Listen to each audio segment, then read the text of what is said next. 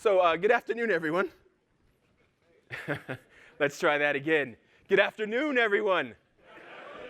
Perfect. All right, so hopefully you saw the keynote. Hopefully you enjoyed it. What we're going to do now is dive deeper into the 5-minute demo that I did on stage so that you can see all that we have available to you when it comes to Azure DevOps.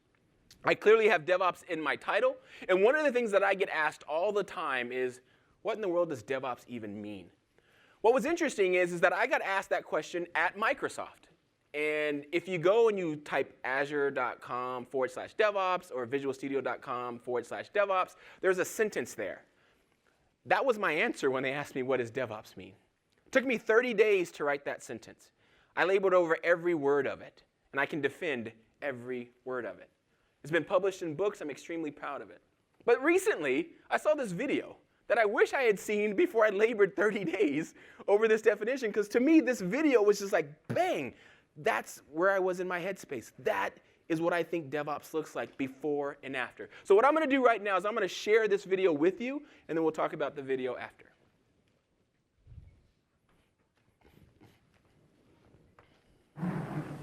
But Holland comes in for a pit stop.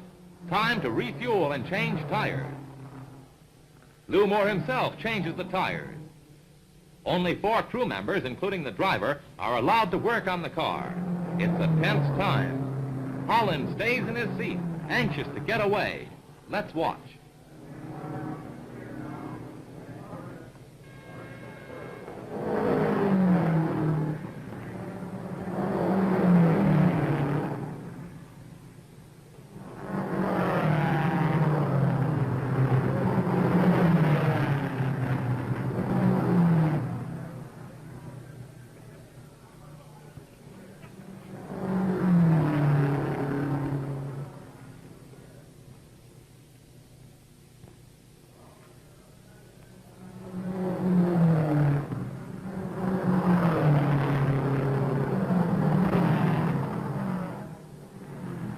Tires are changed at last.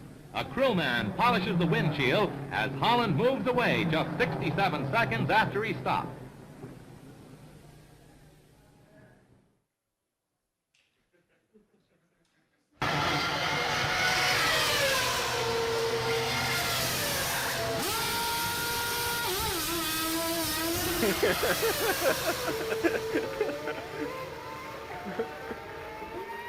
When I saw that video, I was like, that's it. Like, that's what your company can look like before and after you implement DevOps.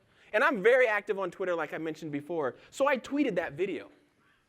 But in my dismay, a couple people said there was no value in the second pit stop. Like, what are you freaking talking about, right? How can you not see any value in the second pit stop? Donovan, there were so many more people in the second pit stop. They just threw people at the problem. They didn't really solve any problems. And the second person says, they didn't even refuel the car. There is clearly less value in the second pit stop than the first because they did less stuff. And I just I couldn't get it. I'm so upset. And I clearly had a physical reaction to this because my wife comes into my room and says, what's wrong with you?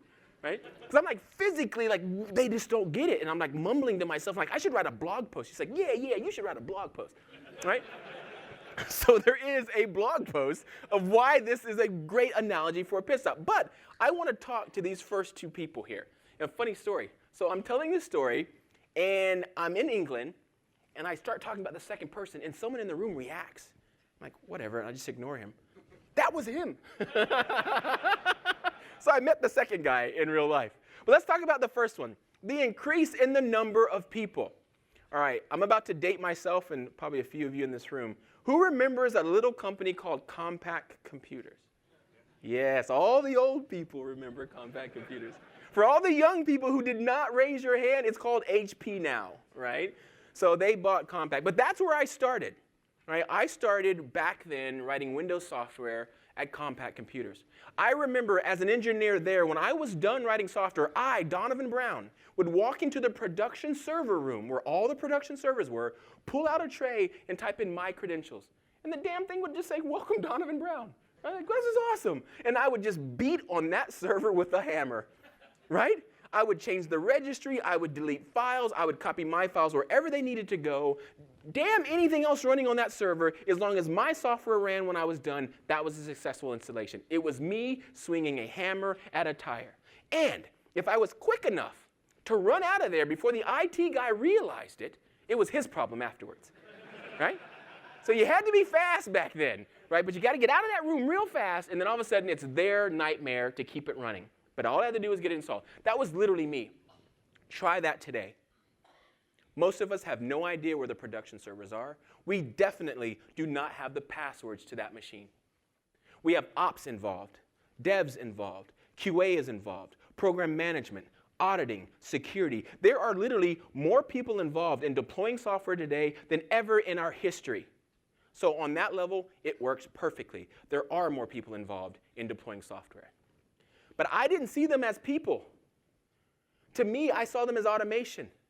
Continuous integration, continuous delivery, configuration is code, infrastructure is code, DevOps best practices just being teased together. That's what we do every day. We string these together so that we can deliver software faster than we ever have before. And that's what I saw in my head. So on both levels, it works. The more I watch this, the more it's a perfect analogy.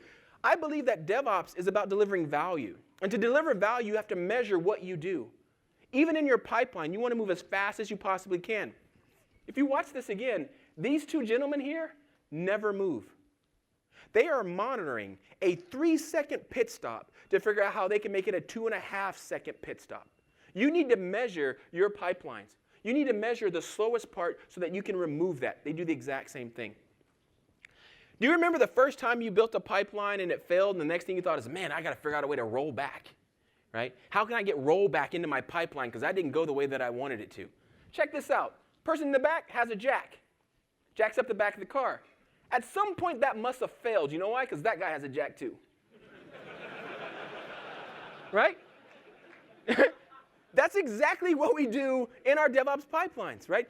One person just takes the tire off. One person just puts the tire on. These microservices that we string together to move faster than we ever have before. To me, this is a perfect analogy for what we do today from what we used to do. Now let's talk about not refueling the car.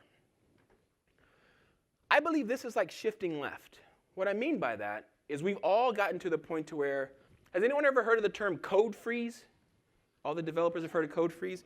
For the non-developers, that's basically code word for please stop typing. Right? Because if you keep typing, you keep creating bugs, and we haven't counted the bugs you already have. Just go have a pizza party, just stop typing. We give the code to QA, QA beats on it, and then mountains and mountains of bugs just come pouring down on us, called technical debt, and then we do a bug bash, and we ship it on whatever date we were told to ship it, regardless of the quality. How do we shift left? What we did is we started designing the quality into the product and stopped bolting the quality on after, which means you have to start writing unit tests. You have to start shipping higher quality code to QA so they can get it back to you quicker and of higher quality. And I believe that's exactly what they did here. You find out what hurts most first, you fix that, and then you can go back in and analyze other parts of your process. So let's look at this pit stop again. Is refilling the car the part that hurts the most? No. Because even if we refilled the car, in the second pit stop, at the same rate that we did here, we would be done in half the time, right? So refilling the car, the person's completely off the whack. What you needed to do was figure out how to change those tires faster. And in my mind, the way that this played out was they looked at this pit stop and said, man, if we could change those tires faster, we could leave the pits 30 seconds faster than we do today. And they figure it out. Instead of having one poor person swinging a hammer, they have 4 swinging hammers at the exact same time, and all of a sudden it only takes 10 seconds to change the tires. Now all of a sudden, the person holding the gas is the bottleneck. Because we're here for another 20 seconds. And instead of figuring out how to get physics to go faster and get gas into the tank faster, they said, what if we could eliminate the need to fuel the car at all? Because those that are seeing this and saying, they didn't refuel the car, they didn't add value, you are completely missing the point. The point is, they did not have to refuel the car. Because trust me, if that car needed fuel to finish the race, they would have put fuel in the car. What they did is they started shifting left technology and innovation that allowed them to go further on less and completely eliminate the bottleneck altogether. And that's what we're trying to do every single day in your DevOps pipeline. Find out what hurts most, fix that, and then go back and rinse and repeat so that you can stop swinging a hammer at a tire and go to doing something more like this. Taking the value from the fingertips of your developers and putting it into the hands of your users as fast as you possibly can. This is the goal of DevOps for all of us. Now, if you get into my mindset, you believe that DevOps is this. DevOps is the union of people, process, and products to enable continuous delivery of value to our end users. Most important word of that sentence is value. I did not say software. Well, I did in version 1. And then I realized that software is really not our goal. It's not about getting the feature off the top of your product backlog. It is about delivering value to your end users. And why that's so important is because you can deliver a value without changing a single line of your software. We all know what Black Friday is. Cyber Monday follows it. People are coming to your websites. Are your websites ready for that traffic? And if they're not, do I have to change my software to get them ready? No. I can have my infrastructure teams go and scale out or scale up my infrastructure, and all of a sudden we can now sustain far more users and actually keep their response times down, keep our customers happy, deliver value without changing a single line of our software. So stop thinking about it's all about software. It's about focusing on delivering value. And when you get all your people all worrying about the one thing, they start to work together. Lots of people think DevOps doesn't work because their dev and their ops almost work against each other. Operations, I want to keep the server's lights on.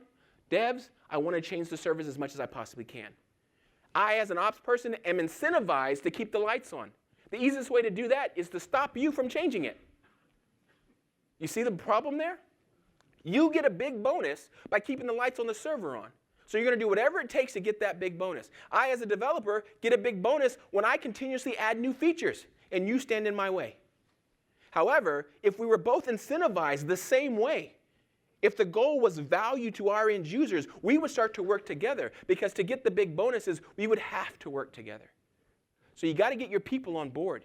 You got to get your people aligned. And the people is the hardest part of this definition, because you are here.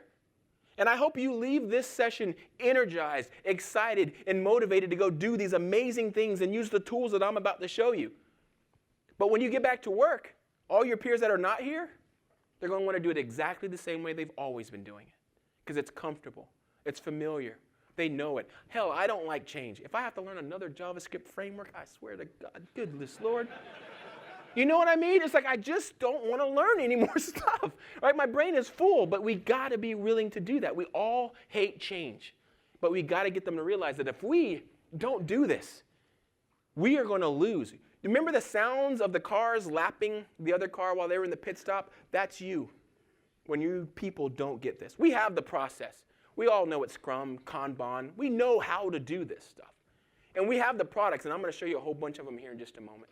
But we got to get your people on board because it's all about delivering value. So, how can Microsoft help? One of the ways that we can help is with Azure itself. It's an extremely flexible platform. We have PaaS, we have IaaS, we have serverless. However you want to move. If you just want to lift and shift into our IaaS, knock yourself out. Do me a favor and do yourself a favor. Don't get comfortable in IaaS. That is not the holy grail of the cloud. That is a stepping stone. That is your way to get your toe wet in the pool of what the cloud is about. But you need to make sure that you're thinking about PaaS, you're thinking about serverless, you're thinking about infinite scale, and you don't get that having to patch a VM. It's still your VM, fellas and ladies.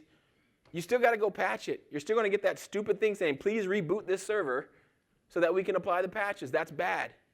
But with serverless, with PaaS, you don't have that. But we have a flexible cloud that will allow you to figure it out as you go. And even have some of your things on-prem and some of them in the cloud. Whatever you need, we have the flexibility to do that for you. It's extremely powerful. Every time Scott gets on stage and talks about how many regions we have, it's double the last time he got on stage and said that.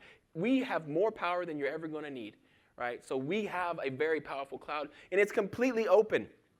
I see a couple familiar faces in the room, and I'm sorry you're going to hear me say this one more time, but we can do this for any language target in any platform. That is not bluffing. That is not marketing. That is the truth. So we have an open platform that is extremely powerful and flexible to help you get into the cloud. Now, what you're going to need is some technology to help you get there when it starts thinking about DevOps. I want you to be very honest with me right now, and I'm not going to shame you about this. How many of you work in a development shop that does not have continuous integration enabled right now? Okay. I want every one of you to go back to work next week and implement continuous integration, and do not try to convince the others why. Because that's where you're going to lose. They've been doing it the same way for forever. We don't need continuous integration, and I'm not going to give you the time to go figure it out. You know how long it'll take you to figure out? Less than 15 minutes. Right? So why are you going to spend hours trying to convince people when you could be done in 15 minutes? And no one will even know that you did it. If I'm on a team of 50 developers, all committing to the same repository, if I implement continuous integration, do any of them have to know? The answer is no. They don't have to know. But they will know that first Monday they come into work, and you're still coding, but they all did a get latest, and they're all broken right now because Donovan broke the build before he went home on Friday. Right? We've all been in that. If you do not have continuous integration, you know exactly what I'm talking about. Someone checks in broken code, you do a get latest, and now you're broken. And you're waiting for that person to get into work, fix the build so that you can pull the code again and get back to work again. If you had continuous integration, however, that code would have been downloaded immediately to a virgin machine, and it would have tried to compile it for you, and it would have failed. And it would have sent you an alert saying you do not want to do a get latest. So on Monday morning when I come into work, I don't do a get latest. And I'm still productive. While everyone else is circling the water cooler, bitching and moaning about Donovan, and they're going to be wondering, like, where's Jeff? Why is Jeff still working?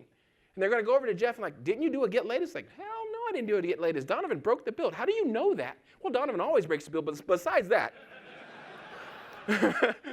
But besides that, I actually have a CI system that I set up that sent me an alert. Can I get in on that? Is there any way that it can send me an alert? Absolutely. So you completely change the conversation. You don't try to go convince people who've never done something that it's valuable. You just go do it. Because we'll let you do it for free.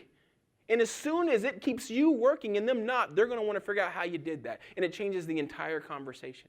So when you have to do the right thing for your company, don't go ask permission to do it. Just go do the right thing because you can do it for free and it'll only take you a few minutes. Once you have continuous integration in place, you are now producing increments of shippable code. Packages that can actually be compiled, and now you're going to be wanting to deploy it, and that's where it gets tricky. A lot of people don't know how to do that. But luckily, Azure Pipelines, which I'll be showing you here in just a minute, has that capability built in as well. It'll take whatever it is that you built. It could be a PowerShell module you want to deploy to the PowerShell gallery. It could be a Docker image that you want to deploy to Kubernetes. It could be a WAR file that you want to deploy to Tomcat. It could be anything that you want to deploy. We will take it from you, and we will deploy it to any infrastructure you want, ours or somebody else's. When I say any language, any platform, I'm not just talking about Azure. Inside of the Azure DevOps marketplace is an extension for AWS. If you have a hybrid cloud where you want some of your assets in one and some of them redundantly in another, we can actually deploy to both of them for you using our tool set. Fun fact, you will not find an Azure task in their tool set. Our tools are better. So they definitely wrote one for us to make sure that they could use Azure DevOps to get to their cloud. And we can also get to on-prem as well. Remember the two gentlemen that didn't move, that just monitored that pit stop and learned what they could do faster? You got to do that in your pipelines as well. The definition of done at Microsoft for the Visual Studio Team Services team, the now Azure DevOps team, is running and monitoring in production. So when we say something is done, it has been deployed into production, and we have gotten telemetry back from it, letting us know that people are using it. That is a very mature definition of done. Most of us are code complete, all unit tests pass, it's in the master branch, but we're like, no, you're not done until it's running in production, and we can see the telemetry coming from that feature, because that lets us learn.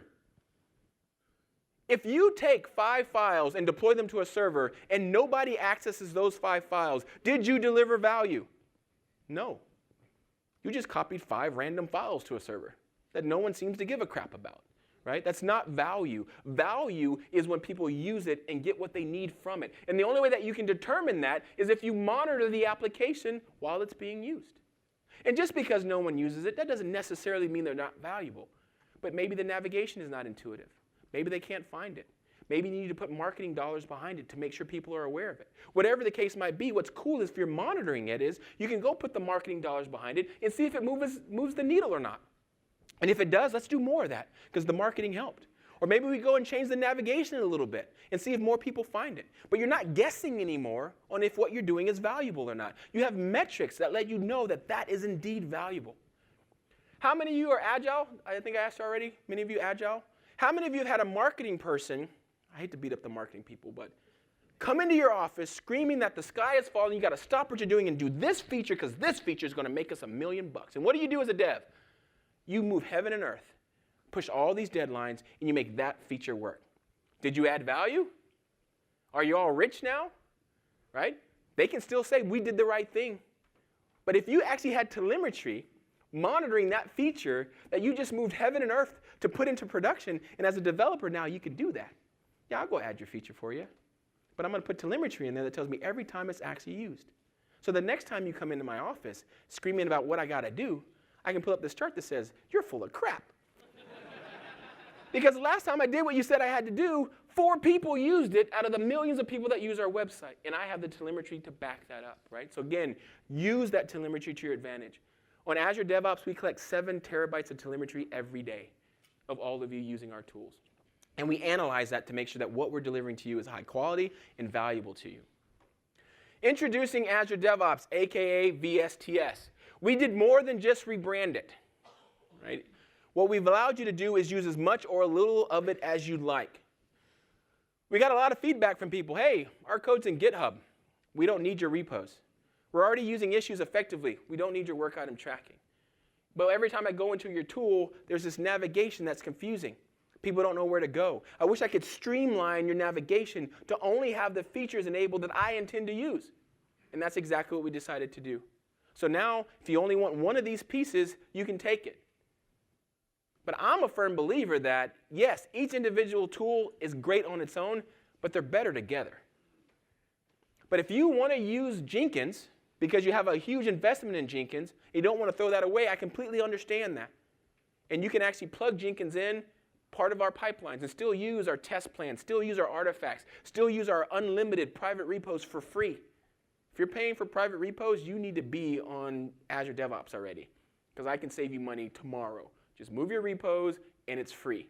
We do not charge you for those. You want to use our Azure boards, which is our work item tracking, amazing Kanban boards, task boards, product backlogs, the whole 9 yards for you to plan your application, you can do that. And if you string them all together, you get traceability like you've never seen before. I can go and find a bug, and I can tell you every line of code that was changed, every build that was triggered, every release that was run, and what environment it is currently in if you use all of it together. Right? So there's a benefit to doing it.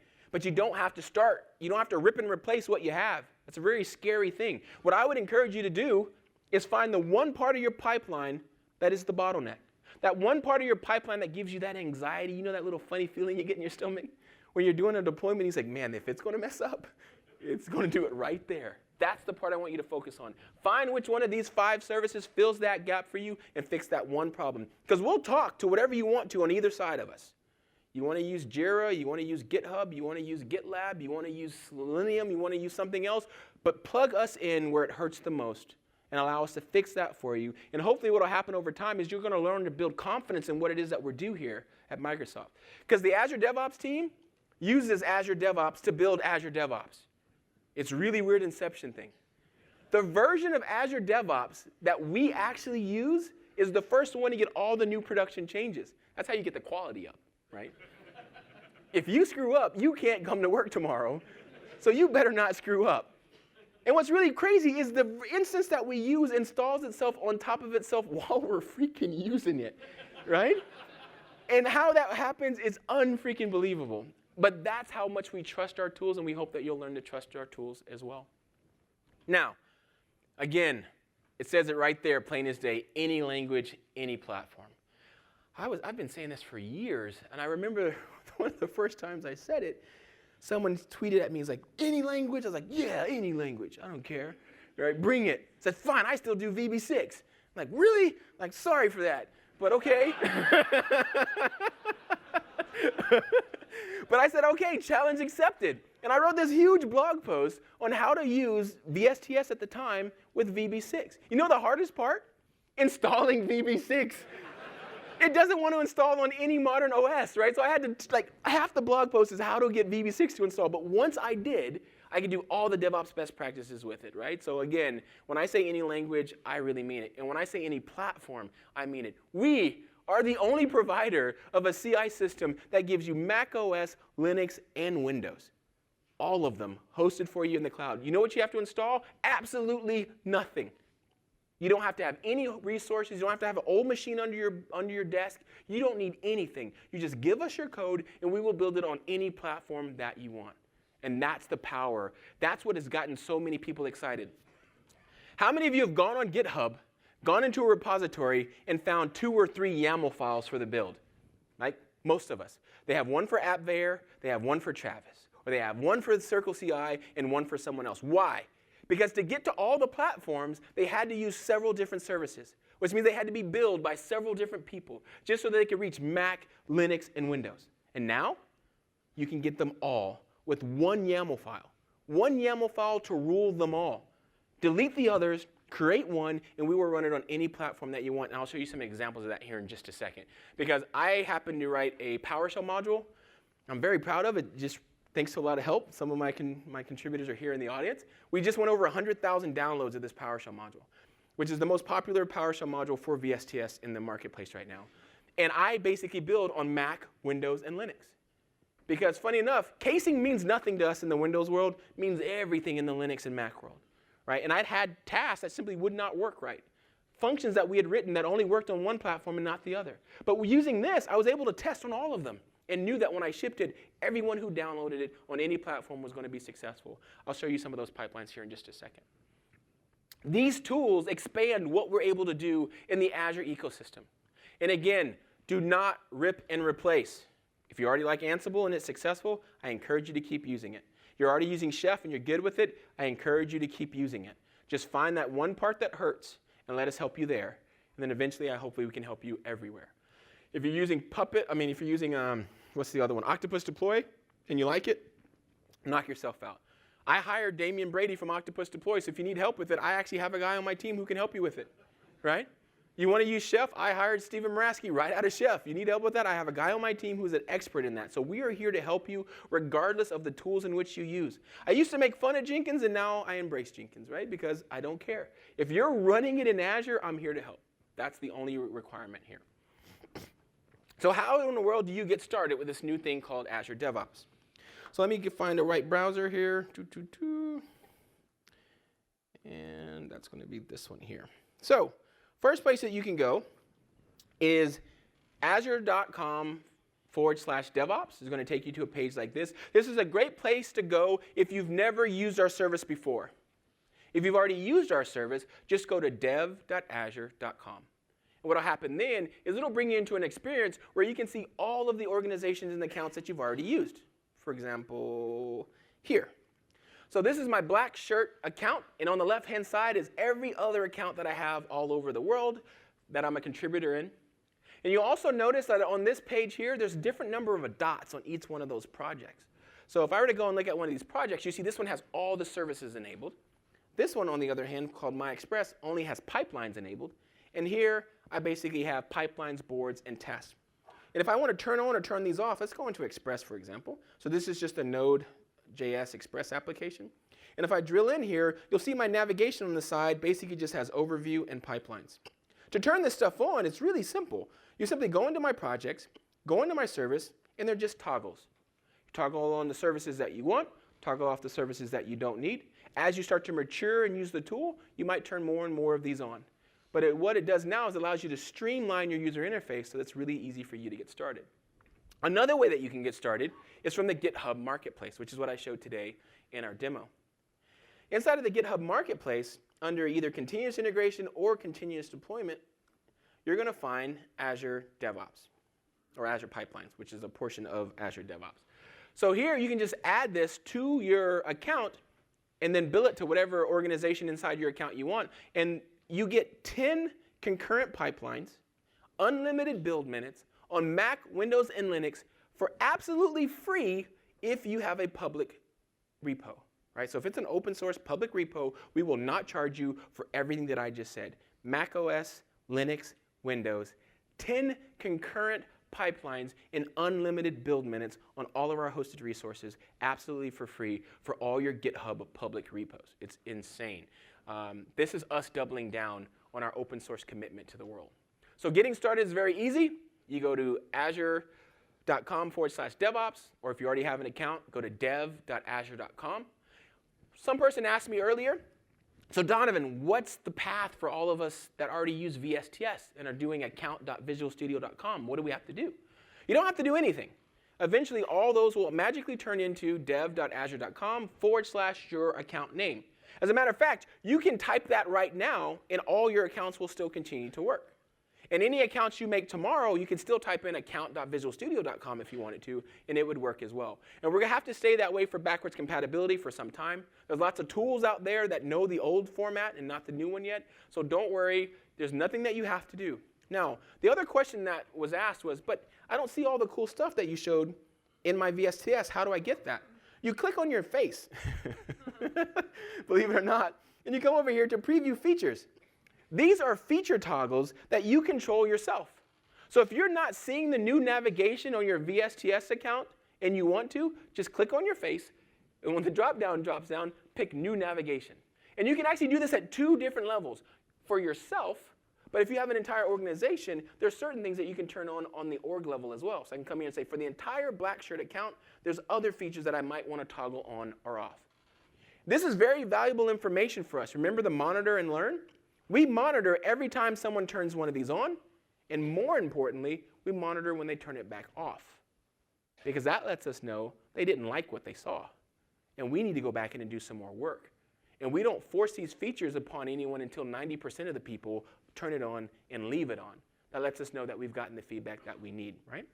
So feel free to turn on these features if yours hasn't already switched to dev.azure.com/account, and you can start having the same experience as the rest of us. So that is how you get started. It's pretty simple. 3 options for you.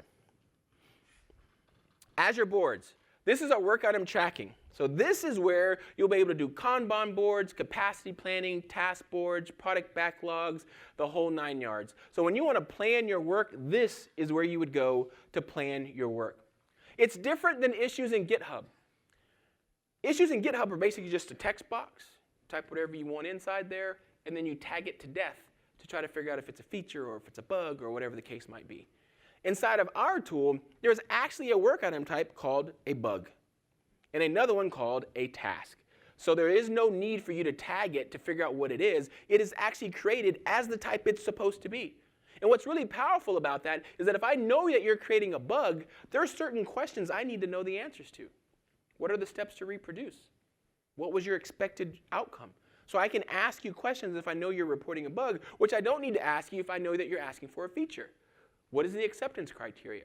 What is the business value? There are completely different conversations I want to have depending on the type of item that we have. And our anatomy of these items is actually changed per individual item.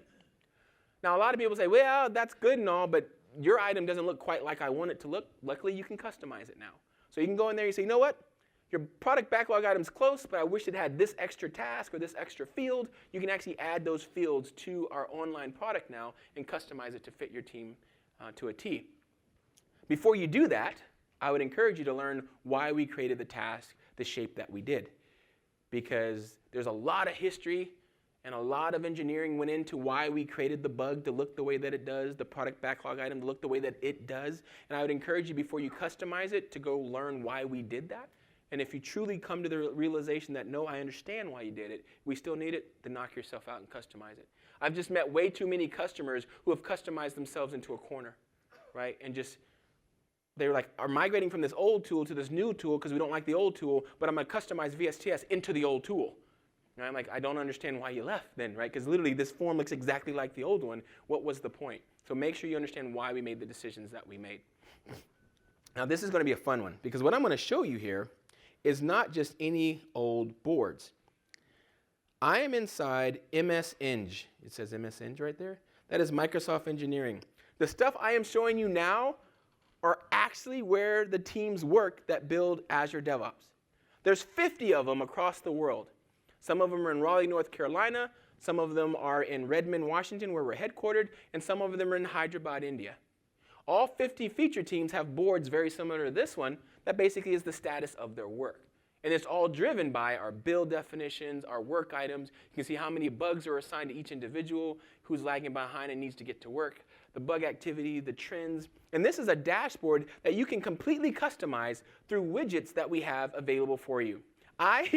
They locked me out of this one so I can see it, but I can't show you how to customize this one. But I can actually share with you a lot of this information. These are just widgets that come from extensions in our marketplace, and you can write your own widget. So if you have some third-party tool or some back office tool that you'd like to surface that information inside of Azure DevOps, you can actually do that by writing your own widget, and then we can drag and drop it right here onto our dashboard and make a really cool, rich experience. The reason I started here is because this ties into our backlog. So here is the actual backlog. So if you don't mind, don't take a picture of this. The only reason is because that is really our backlog, and some of this stuff is not ready to be shipped. I wanted to show you that we really do use this. So you can memorize as much as you want, but please don't take a picture and get me in trouble. And all we have to do our sprint planning is simply drag and drop to the sprints on the right-hand side. And if I wanted to, I can expand this, because these sometimes have tasks underneath, as we'd have down here at the bottom. That one item breaks down into a lot of different tasks. And we can do this at different levels. So if we wanted to go back up and see the scenario, the features, or the stories, we can do that. So you can build a hierarchy of what your plan looks like going forward into the future. And then once you get into a sprint, you can actually come over here and you get another board. And this board here allows you, another backlog, excuse me. And this backlog allows me to see exactly what it is that we're working on. I can come in here, which is kind of cool, and set the capacity for all of my different team members, what role they play on my team, and start to map our estimates against our availability to see if we're actually overtaxed for that particular sprint. Which actually, I've used this to very, very good success. It was really cool. I implemented something called a focus factor, which is one of my more popular Scrum books that I've read. If you go to donovanbrown.com, search for Scrum books, there's one of them with the title In the Trenches in the title, and that book is fantastic. And it talks about focus factor. And if you can get a grasp on the focus factor of each of your individuals, your estimating goes through the roof. It becomes really, really accurate. And I use this tool to figure that out on my individual teams, and I've used it to great success. We also have a task board for each individual sprint so that we can see exactly what's going on in each sprint, what it's assigned to, and we can drag and drop this information. We can go back in and do whatever we need to move this stuff across. And there's another backlog, just to get some idea of the scale in which we can use these Kanban boards to move across. We can customize all of the columns. You can see at the top those fractions. Those fractions are called WIP limits, work in progress. And it's a Kanban concept where you cannot put anything else into the column until you get something else out of the column once the numbers match, right? It's sort of like the child who has candy in their mouth, but they're still trying to grab more candy. It's like, finish the piece in your mouth and I'll give you another piece. That's what we're trying to do to our engineers. Right? Stop grabbing new tasks because they look cool, but you haven't even finished the task that you're on. Because at the end of the sprint, what we have is all these tasks with 1 hour left on them because you kept getting bored and grabbed something else that you didn't finish. Right? So this forces them to finish work before they can start new work, and that's called a WIP limit. You can control all of that, and a matter of fact, they're over their WIP limit right here already. So we'll have to talk about that later. That is bad. But our boards are extremely flexible, and they're highly customizable so that you can make them fit your team like a glove, which is really important. Now, Azure Pipelines, hands down my favorite part. We're going to spend most of our time on Azure Pipelines. I also think it's the part that people are most interested in. This is what you can get inside of your GitHub repositories. It's our CI/CD. And again, any language, any platform is the key here. And what I'm going to do is I'm going to show you lots and lots of examples. I'm not going to teach you how to set it up. That's simple, and usually what you show really doesn't spark people's imaginations. So what I'm going to do for you is I'm going to show you some really wicked builds that I've done, some really crazy deployments that I've done, just to like open your mind to like, these are the possibilities of what you can do with this tool, not here's how you do a hello world build that anyone can figure out, right? So I'm going to actually show you some of the stuff we do internally, and I'm going to show you some of the stuff that I've done personally as well. And again, it's extensible. This is the part that I need everyone to understand. The task that we use to perform all of the actions in part of your build, you can actually go and download all the code that makes those tasks real. It's in a GitHub repo. Just search for VSTS task in GitHub, and you'll see it. It's the first one that pops up every single time. And go take a look around. See how the tasks actually work. That's how I learned to write tasks myself. I just cloned the repo, found a task that was really close to what I wanted, and started looking at it. And then I modified it, and then I was able to privately put it back into my own VSTS account at the time and start using my cool new task. And then once they got popular enough, very proud to say this, 2 of my tasks made it back into the box, right? My manager saw those and said, wow, we need those. Do you mind? I'm like, of course I don't mind. And then all of a sudden, they're a part of the product. You can do the same thing because we accept pull requests against the repository that our tasks are in.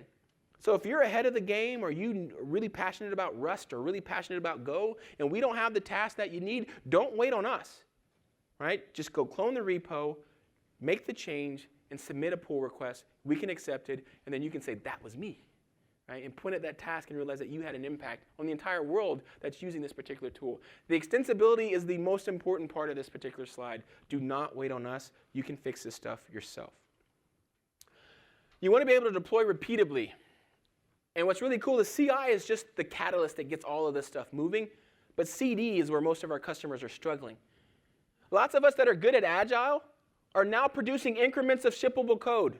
That's the goal of every sprint, an increment of shippable code. How many of you are actually shipping that code? Hands go down all the time. Like, no, man, it still takes us months, weeks to get that code into production. Like, why? Well, because our deployment's manual. Our ops team doesn't trust us. They keep telling these horror stories of this guy, Donovan, that would just run out of the room after he finished deploying software, right? They're still burned by that. So they don't let us do it ourselves. And what we need to do is teach them to trust the tools. Don't trust a human being to do a machine's job. And our release management is freaking awesome. And I'll show you some of the crazy stuff that I've done with our release management. I have an environment I'll show you that has 63 environments on it. It's mind-boggling what I was able to do. Those are all test environments, different test configurations.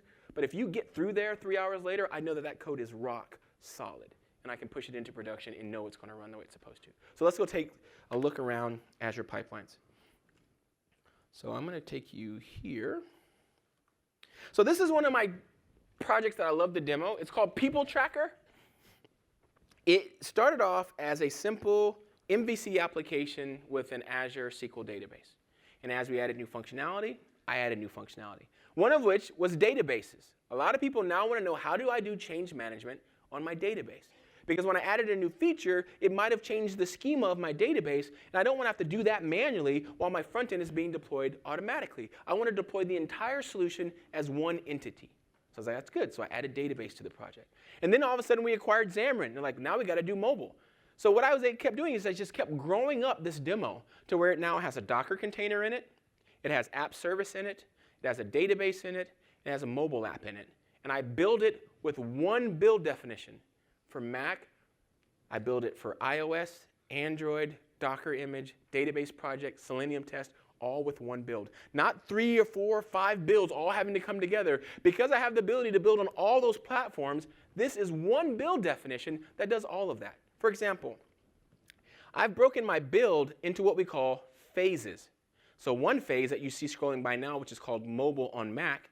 The second phase is web on Windows. And the third phase is Docker on Linux. But this is one build definition. So I'm not trying to juggle them around. I'm not trying to orchestrate them. All I say is I've made a change to one of these pieces or all of these pieces, and I need them all to build. Because they are phases in the same build, they run in parallel. So I've separated the code out such that I don't have to wait for the Windows part to build to start building my mobile app. And I don't have to wait for the mobile app to build to start building my Docker container. So instead of having 3 sequential builds, I have 3 parallel builds, so I'm done in a fraction of the time. But I'm not then having to say, get parts from build A and get parts from build B and get parts from build C into my release. It's only one build. And all the artifacts that get published get pumped into my release that I can then go and deploy. So this is the power of what I'm talking about here. I can come here, and you can see I have all these different agents. Many of them are hosted. As you can see here, we have hosted Linux Preview, Mac OS, Ubuntu, and then we have this new Windows container one. Chris Patterson's going to be mad at me that I showed that. Everyone take a picture of that and tweet it so Chris can be mad at me again, right? So I wasn't supposed to show that, but I tweeted it, and he got mad. So if you tweet it, he'll just get furious. It'll be hilarious, right? But my account has all these cool feature flags turned on, so I see stuff before other people see stuff. What am I supposed to do? And then what I did down here, so these are all hosted for you in the cloud, and we give you access to all of these particular machines. And then down here, we have something called private. Private are those that I actually installed myself. Why would I want to do this? Let's say, for example, that you have code that you need to deploy on-prem behind your firewall. You can't use our hosted machines to do that. Right? They can't peer inside your firewall and get behind there and do stuff. But what you can do, which is really awesome, is you can take our agent and install it on a machine behind your firewall. Right? And then it'll look out at VSTS or Azure DevOps and say, hey, is there anything for me to do? It's like, there absolutely is. Please go do this deployment for me. It's like, got it. It'll run over behind your firewall and grab the code off of a machine that's behind your firewall. It will then take that code over to a machine it needs to deploy it to and deploy it to that machine behind your firewall. Right? Your IP never sees the internet, but you're using the orchestration available to you from Azure DevOps and Azure Pipelines, which is really, really cool. And that's what I've done here, except these machines actually run in Azure. So Donovan, why did you use private agents if you could have had the hosted agents? A couple other reasons you could do this. Our hosted agents don't have all the latest and greatest bits, especially alpha bits, because these are shared resources, and we can't risk them being messed up because we put on some bleeding edge version of .NET Core that's just not ready for production, and then it's bringing down all of our servers. So we're always going to be a little bit behind on the tools that are going to be on those machines. But if you stand up your own machine, you can install whatever tools on it that you want. That's what I had to do for VB6, because trust me, none of our hosted stuff has VB6 on it, right? So what I did is I stood up my own private agent, I fought it, and I put on VB6, and then I told VSTS, use that agent. And they said, cool. And then on there was VB6.exe or whatever the compiler is, VBC I think it is, was on there. And it said, cool, I'll use this to build your VB6, package it for you, and we can go and deploy it. It's like, awesome. But mine are in Azure. And how do I say this? Because I work at Microsoft, I have a really, really cool Azure account that I've never seen the bill for. So I build really, really big machines. So my machines are really fast. So that's why I use my own private build machine. So there's lots of advantages to use private agents. So I'm glad we give that available to you. And you get to run one private agent for free, right? So there's no cost to that. So if you want to, you only get one for free though. So what will happen is that there's a default pool there. You can create whatever pools you want. You can install an agent in there, even if it's running in Azure or if it's running on-prem. And what will happen is we won't charge you any minutes for that machine. So you can build as much as you want. So please take advantage of that. I have a blog post on why I think private agents are awesome. And I think they're really cool. But I love also our hosted agents, but I wanted you to see the flexibility that you have when it comes to agent pools and the things that you can do with them. So this is our build. And if I were to go back, oh, there's another thing that's really cool. So this is a graphical representation of my build. What I did on stage today was YAML. A lot of people like YAML. How many people do not see the point of YAML builds? Be honest. All right, great. So I was you probably 6 months ago. So I thought, why the hell do I want YAML? Look at this amazing graphical user interface. This is what I freaking want. It's so easy to edit. Why would YAML make sense? And then what I learned was, when you need it, the light bulb comes on. Why I need it. So what we had on our team, my team is called The League, and we have our own public website. And our rule is, for you to get code into master, it has to first pass a pull request. Our pull request builds the code. So what happened is I made such drastic changes to the code, I had to change the build definition for it to pass. So now I have a chicken and egg. I can't go change the build definition because there's other pull requests coming behind me or even in front of me that need the build to look the way that the build looks today. So if I change the build definition for myself just so that my PR will pass, I'll be breaking everyone else. And so how do you get that change in there?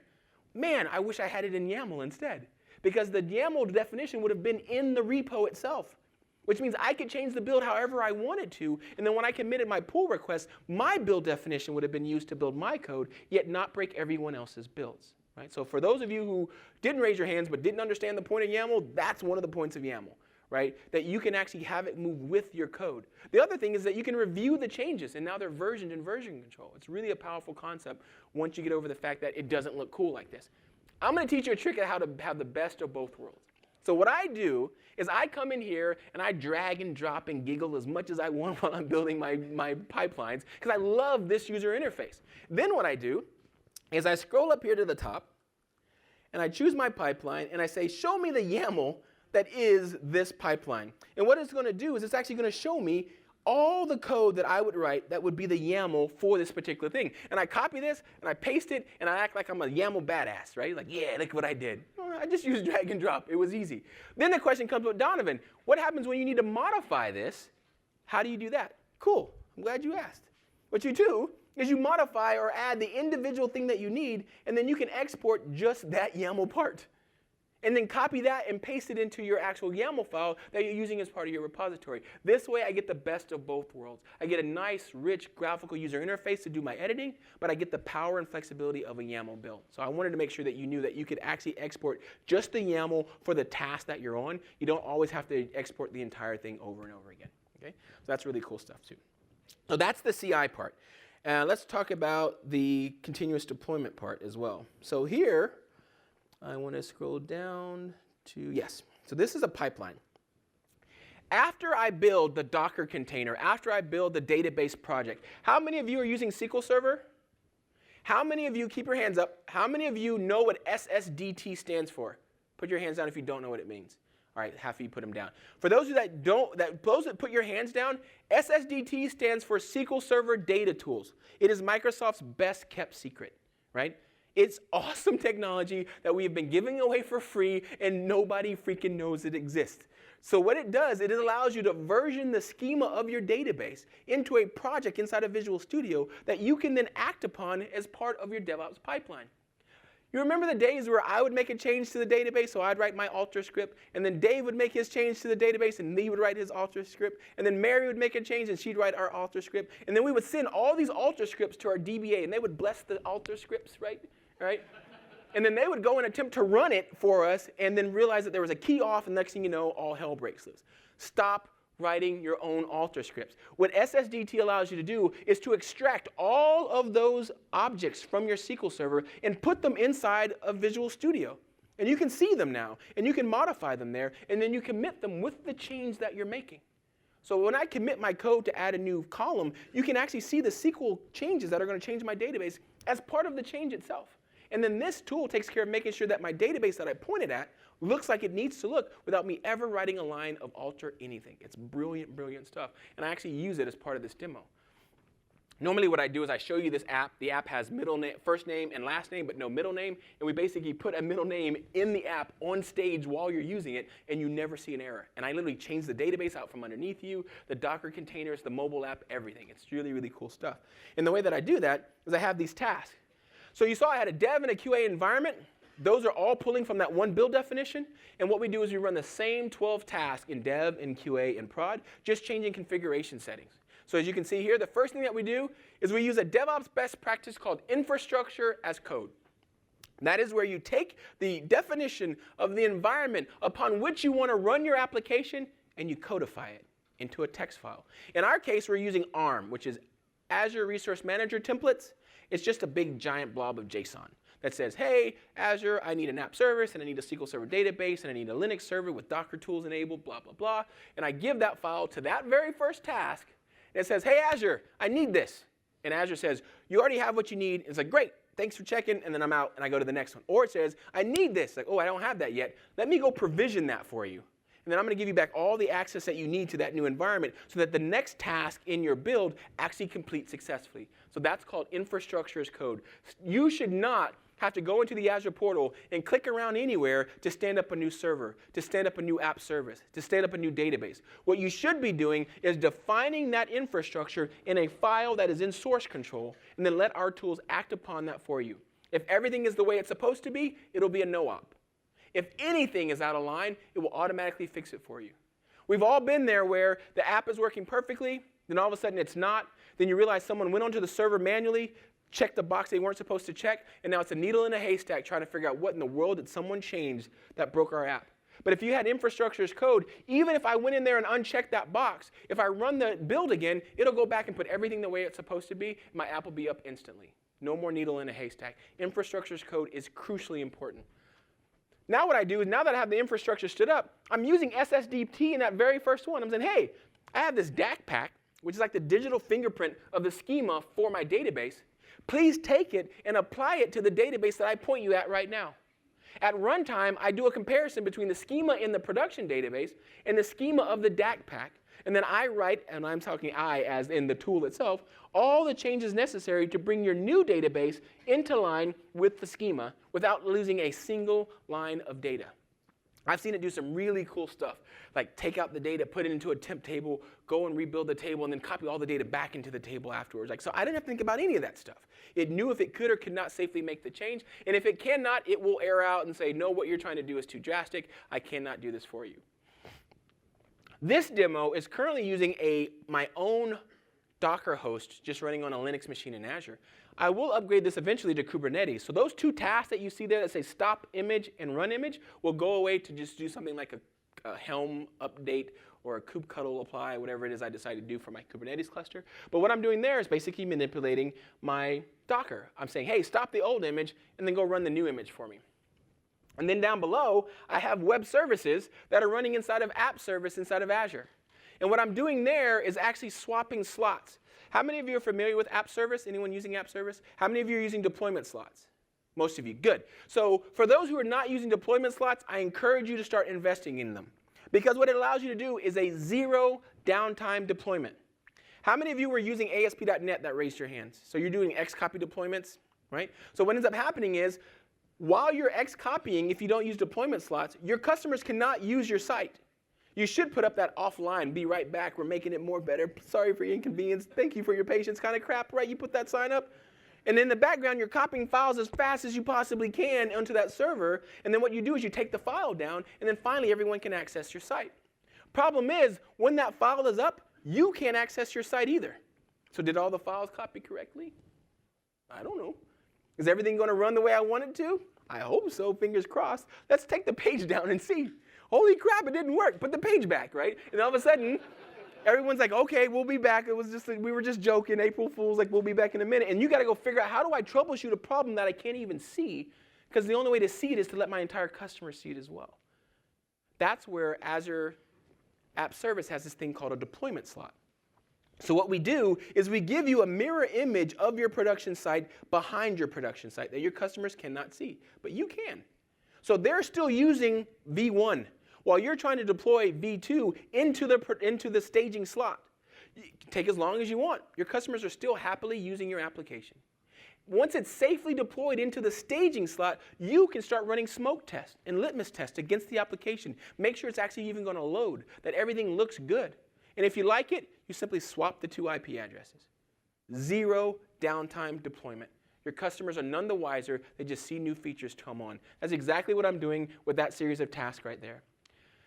I'm a little more precautious than most. If you've ever used deployment slots and got an error deploying to your slot because a file was locked, right? A lot of us have seen that DLL be locked. It's a pain in the butt because you basically have to bounce that and then try your deployment again. Luckily, none of your customers are upset because they're still doing it on a deployment slot.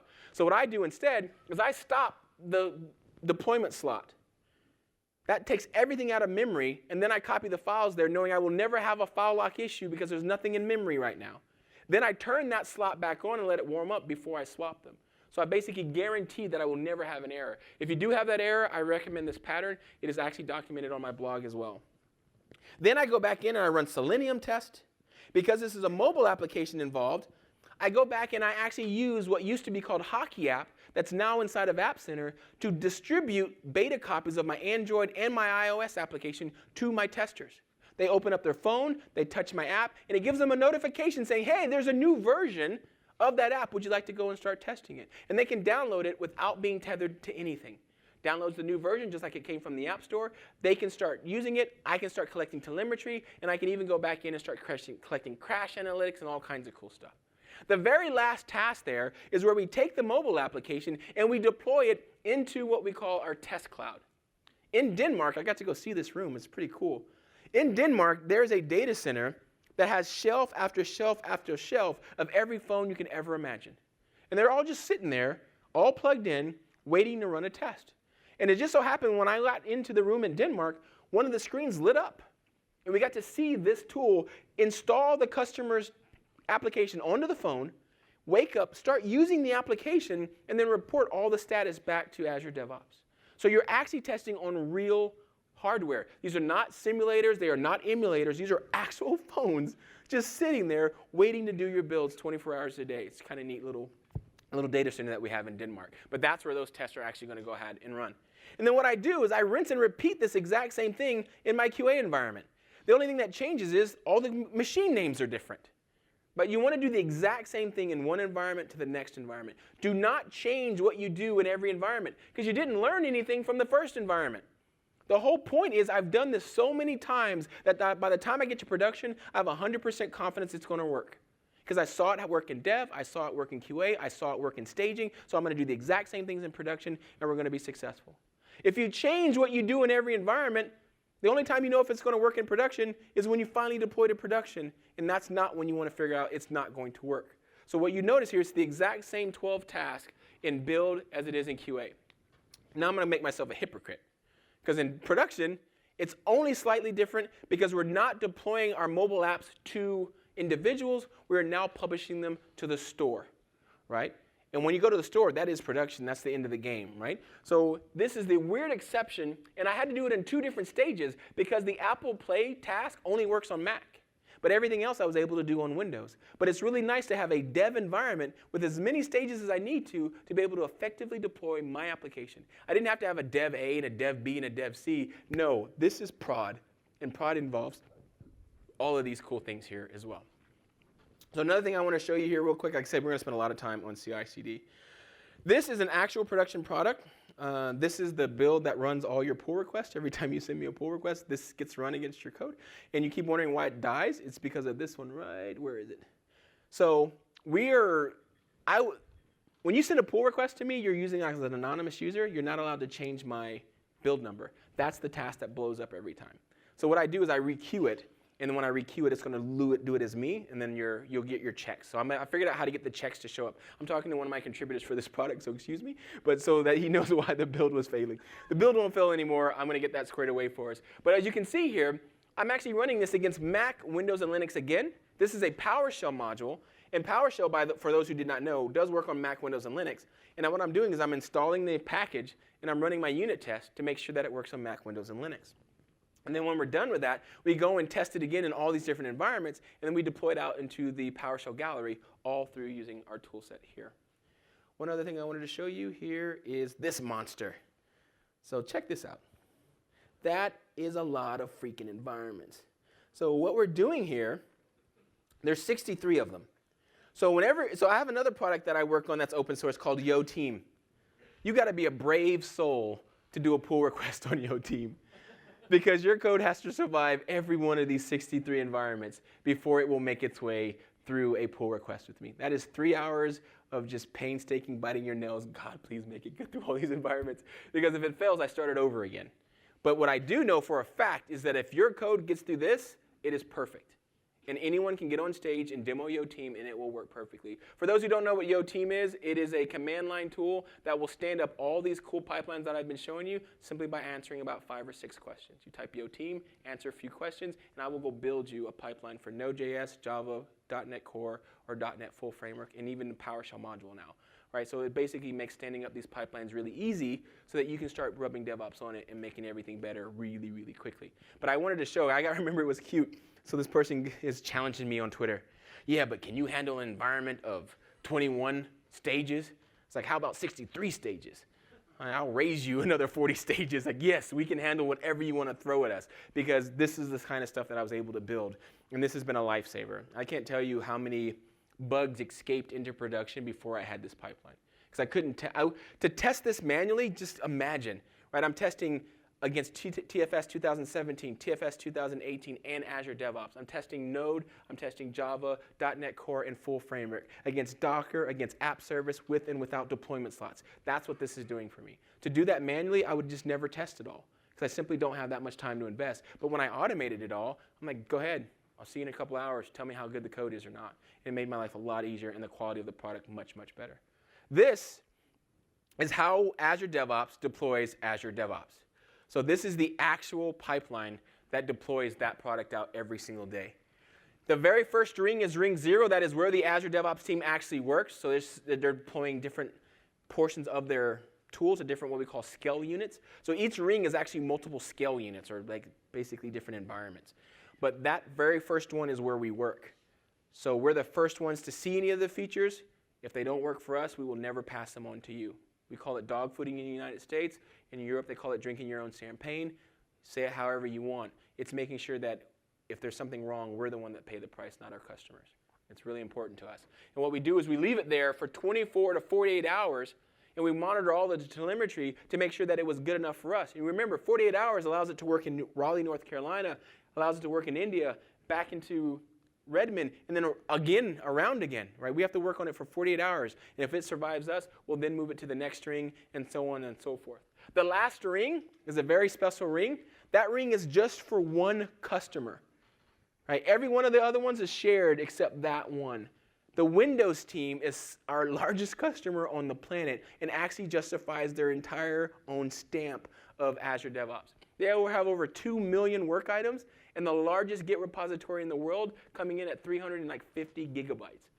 It was so big that if you did a Git status, which would take milliseconds, it took like 5 minutes to do a Git status on your repository. It is so big, in fact, that we created our own file system called the Git Virtual File System just so that we could use Git for a repo as big as Windows. And when Office comes over, they will top that number as well. Can you believe Office is bigger than Windows? To me, that always blows my mind that you run on me, but you're bigger than me. That just doesn't make sense to me. But it's true. So when they come over, I think they're going to be like somewhere in the neighborhood of 400 gigabytes. It's just massive, massive repository. All right, pipelines. Huge fan of pipelines. I just can't say enough stuff. It has changed my life in the way that I do software. Other things that we have are repositories, which are really cool. So obviously, we're going to be owning GitHub here soon. We're not going to change what GitHub does. GitHub does that very, very well. What we do is we give you really tight integration, and we give you unlimited private repos for absolutely free.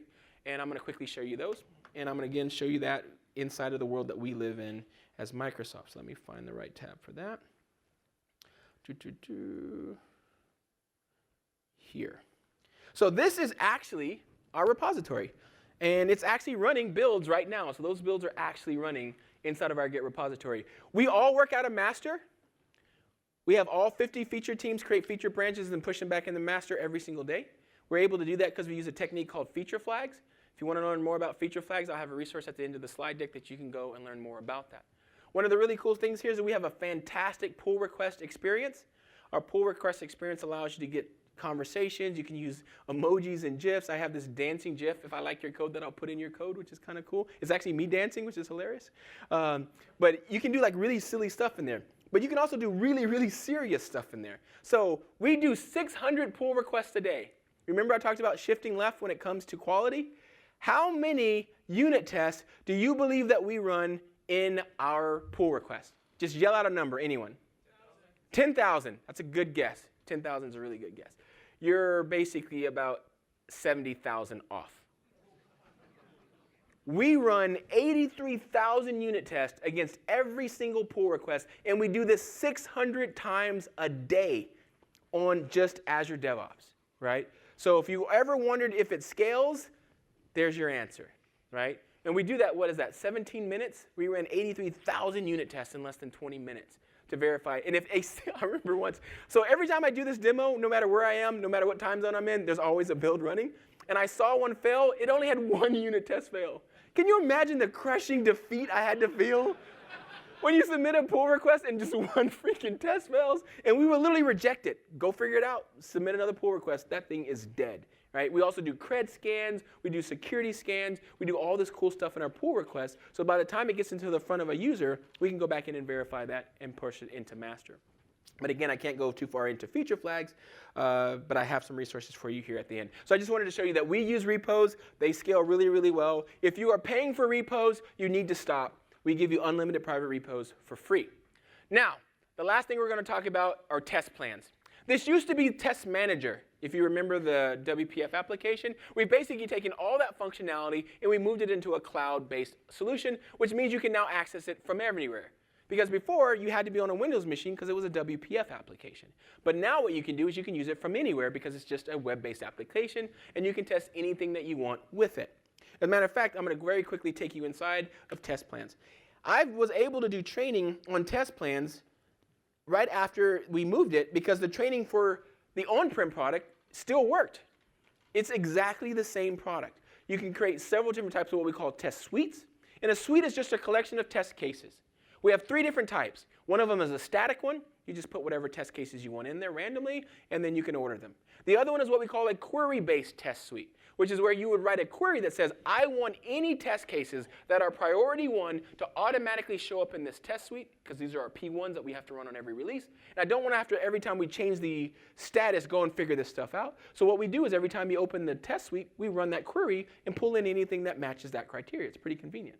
The other one that we do is what we call a requirements-based test suite. This is tightly integrated into the boards feature we talked about earlier. So when I create a product backlog item, I'm actually able to associate to it the test cases that defined its acceptance criteria. And they show up here automatically as well. So as I start to test it, I can see exactly what it is that I'm trying to test, and it will actually correlate all that stuff back to our builds and our releases as well.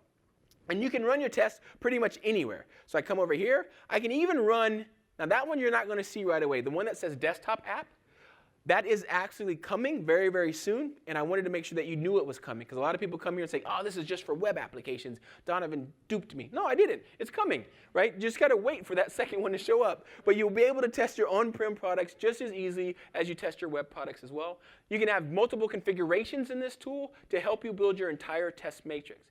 If you're building a web application, you probably want to test it against Chrome and Firefox and Safari. And you don't want to forget. So what you can do is you can come in here and define those configurations. And then what you do is you map the test cases to those configurations, and then we'll track your testing effort across all those for you to make sure that you didn't miss something or you didn't forget to test that one scenario on that configuration that you need to. So it's really cool to be able to use this to test your entire matrix and manage your code. So that's the last thing I wanted to say there. And we're going to I think we're almost done. Artifacts. So artifacts are for your Maven, for your NuGet, and for your NPM. And it happens to be, if you're doing PowerShell are just NuGet packages, right? So it's really cool that you can use us for PowerShell as well, which is what I use for the product that is VS Team. It's actually used in artifacts. I only have 3 minutes left, so I'm not going to show you a artifact repository. That's all it is. It just has the 3 files in there. It says, hey, I have your packages. That's all it does, right? It's really cool, but what's neat about it is that if you want to curate a list, you don't want them going out to the public internet to get your packages because you want to make sure they're getting the right versions, you can actually use our package management versus NPM or NuGet. So let's get to some of the resources here. Skip.